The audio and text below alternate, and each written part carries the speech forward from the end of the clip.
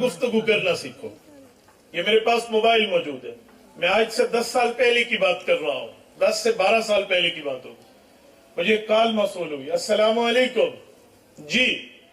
अगले बंदे का सवाल यह था, आप ये नंबर सेल करते हैं? मैंने पूछा क्यों? कहा आपका नंबर मेरे नंबर से बिल्कुल सेम है। मेरा नंबर 333 में था, उनका 345 में था, नंबर एक जैसा था, बिल्कुल जस्ट कोड का फर्क था। मैं आपको 3000 रुपया दूंगा, आप ये नंबर बेच दें। मैंने कहा आपको मैं 5000 दूंगा, आप नंबर बेच दें। कहते क्यों? मैंने कहा आपका नंबर भी तो मेरी तरह मिलता है ना। अच्छा, बड़ी दलील से बात करते हो, क्या करते हो? मैंने कहा मैं मस्जिद का मौलवी हूँ, मैंने कभी अपने तारों पे यूनिवर्सिटी कॉलेज को नहीं लाया। मैं ये समझता हूँ इधर भी यही कहो, आखिरत में भी यही कहो। मैं मस्जिद की चटाई पे बैठने वाला मौलवी हूँ। अच्छा, मौलवी तो बड़े तंग नजर होते हैं, आप तो बहुत अच्छे अंदाज से बेतकल्लुफ अंदाज में गुफ्तगू कर लेते हैं। मैंने कहा आप कभी मिल के देखें, आपकी ये गलत फहमी खत्म हो जाएगी।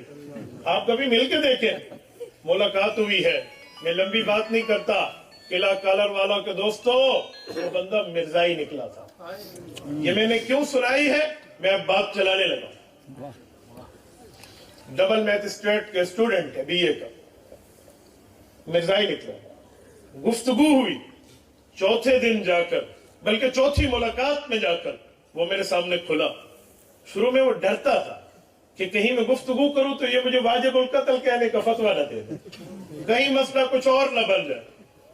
जब उसने बातें शुरू की तो मैंने लहजा ऐसा पेश किया कि जिस तरह लहजा पेश करना हमें कुरान कहता है। कोई समझने वाला हो ना, या किसी के लिए अंदाजे तबलीग में जाओ तो फिरौन जैसा काफिर शायद दुनिया में आए। अल्लाह पाक ने 2 नबियों को फरमाया था, हजरत मूसा और हजरत हारून अलैहिस्सलाम को, फकूला लहू कौलन लय्यिना, गुफ्तगू का तर्ज नरम हुआ करता है।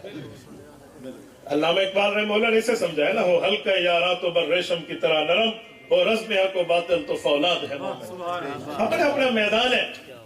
तो मैंने गुफ्तगू में लहजा ऐसे पेश किया कि कुछ और भी आओ, कुछ और। अच्छा, ये भी दलील है, वाह क्या मजबूत है, कहां से पढ़ी आपने?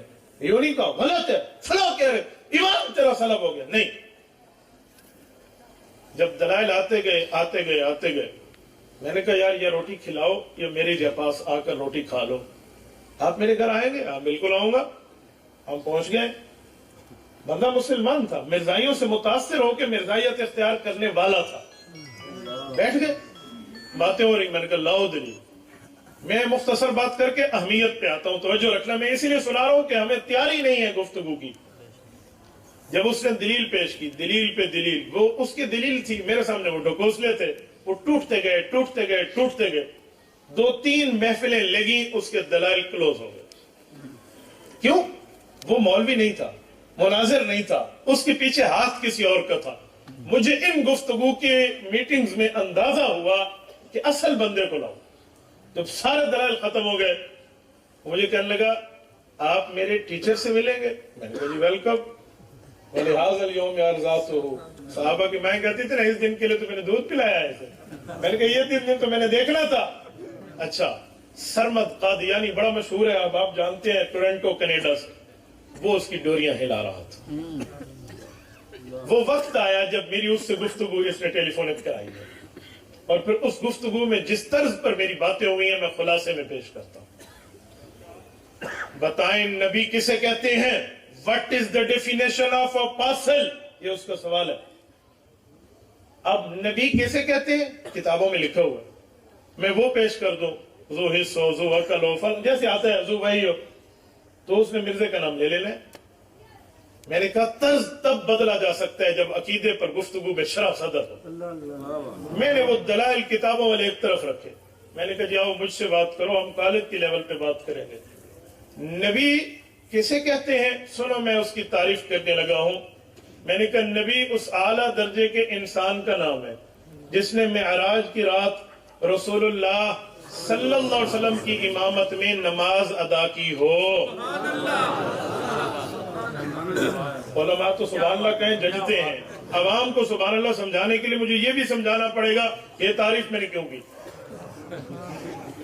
उसने मुझे कहा कहाँ लिखी हुई है ये तारीफ? मैंने कहा लिखी हुई छोड़ो, पहले लिखी हुई कौन सी बातें तुमने मान ली? पहले लिखी हुई कौन सी मानी है? تو پھر میں آپ کی بات کیسے مانوں؟ میں نے کہا جناب مکرم گفتگو کا طرز یہ ہوتا ہے، دو طرز ہوتے ہیں. نمبر ایک مسلم عند الطرفین، دونوں اس کو مانتے ہو، یا مسلم عند الخصم، رشیدیہ کو اصول موجود ہے، مخالف مانتا ہو. میں نے کہا جو میں پیش کر رہا ہوں آپ اور میں دونوں مانتے ہیں، میں دلیل کی کسوٹی پہ ثابت کر دوں گا. اور اگر آپ کہتے ہیں میں نہیں مانتا تو ٹھیک ہے، میری اس تعریف کے مقابلے میں آپ آیات پڑھ دیں جس میں لکھا ہو یہ تعریف غلط ہے، یہ حدیث پاک پیش کر دیں یہ تعریف غلط ہے، میں اپنی واپس لے لوں گا. پڑھو آیات. میں تعریف کر رہا ہوں نبی اس اعلیٰ درجے کے انسان کا نام ہے جس نے معراج کی رات رسول اللہ کی اقتداء میں نماز ادا کی ہے. آپ توڑ دو اس کو، پڑھو آیت میں نے غلط کہا ہے، پڑھو حدیث. اب اسے سمجھ آیا کہ میرا پاؤں پھنسا کہاں ہے. اب آبجیکشن پہ آ گیا. جو اعتراض پہ آئے نا سمجھ جاؤ اس کی پہلی شکست ہو گئی ہے. دلیل کے مقابلے میں دلیل ہو، آبجیکشن آتے ہیں تو وہ شکست پہ کے زینے پہ چڑھ رہا ہوتا. مجھے کہنے لگا آپ پھنس گئے. میں نے کہا دیوبندی تو دلیل کی دنیا میں پھنسا جاؤ، ماں کی کوکھ نے آج تک اس دھرتی پہ وہ بیٹا پیدا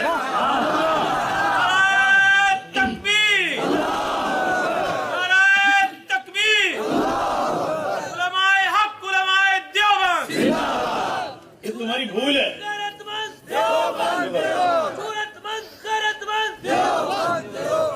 میں ایک چھوٹی سی گزارش کروں، میں ان سب نعرے والوں کو قدر کرتا ہوں، میرے بیان میں نعرہ نہ لگا، میرے بیان کو لیکچر سمجھیں، سبق سمجھیں.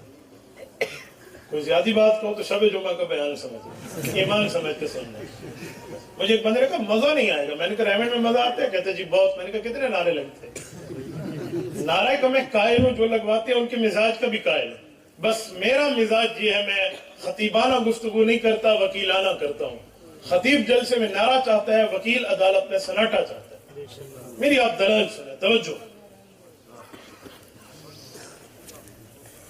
میں جو جس نعرے پر بات کرنا چاہ رہا ہوں نا اس نعرے میں شاید بات سمجھ نہ آئے، بات ادھر ادھر ہو.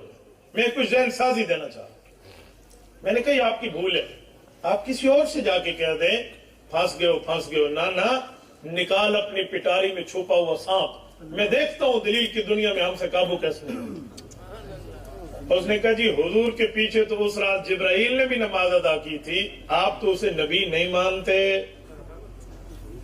میں نے کہا ٹورنٹو میں کوئی مینٹل ہاسپٹل ہے؟ آپ کے شہر میں پاگلوں کا اسپتال ہے؟ کیا بات کر رہے ہو؟ میں نے کہا جواب دو، ہے تو ہاں کرو، نہیں ہے تو نہ کرو. بات کسی ٹھکانے لگے ہے. آپ موضوع چینج کر رہے ہیں. میں نے کہا واللہ چینج نہیں کر رہا. آپ بتائیں ہے اسپتال؟ جی بہت ہے. میں نے کہا وہاں خود کو داخل کروا لو. کیوں داخل کروا لو؟ مذاق اور تمسخر. میں نے کہا نہیں مذاق نہیں تمسخر، اپنے عقل کا علاج کراؤ. میں نے تعریف میں جو لفظ بولا ہے تو سمجھ نہیں پایا. میں نے کہا اس اعلیٰ درجے کے انسان کا نام ہے جبرائیل تو فرشتہ ہے. یہ دیکھ کر میں نے کہا تھا مجھے پتہ ہے تو نے کہاں کہنا، کس بل سے تو نہیں آنا ہے، مجھے بہت اچھی طرح پتہ ہے. اس پہ پھنسا. اچھا پھر تعریف کریں. ختم نبوت کی تعریف کیا ہے؟ خاتم النبیین کسے کہتے ہیں؟ یوں شروع کر دیں. میں نے کہا جی ٹھیک ہے، اس کی تعریف بھی میں کر دیتا ہوں. ختم نبوت اس اعلیٰ درجے کے انسان کا نام ہے جو ان مقتدیوں کا امام ہے. خاتم النبیین اس اعلیٰ درجے کے انسان کا نام ہے جو ان مقتدیوں کا امام ہے. تو توڑ دے اگر یہ تعریف غلط ہے. اور پھر میں پوچھوں گا کہ مرزے کا تو دادا بھی اس وقت پیدا نہیں ہوا تھا، کہاں سے لائے گا وہاں پر نبی بنانے کے لیے؟ میرے بھائیوں اس پر وہ بندہ ہٹا. اس کی خاموشی سے اس محمد علی کو جو میرے ساتھ فون پر رابطہ ہوا تھا اللہ نے واپس آنے کی توفیق عطا.